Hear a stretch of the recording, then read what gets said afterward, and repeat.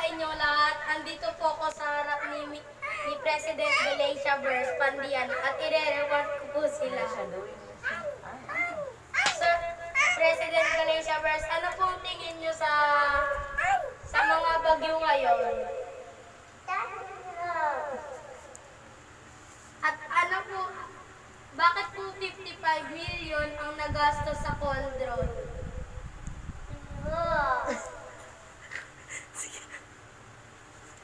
Itutuloy niyo pa rin po ba yung SEA Games?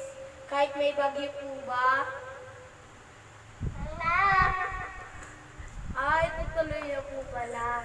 So, ano naman po balak niyo kay Robredo pala? Dahil sinibak niyo po sa pagsugpo sa mga drugs.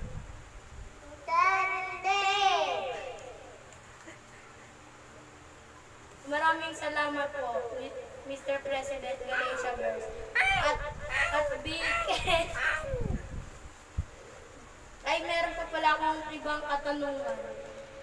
Bakit daw po yung pinakain sa mga women's suckers ay kikiam? Ano po ba talaga yun? Chicken sausage o kikiam po?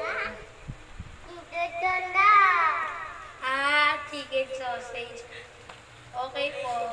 Maraming salamat po. Magbabalik po kami.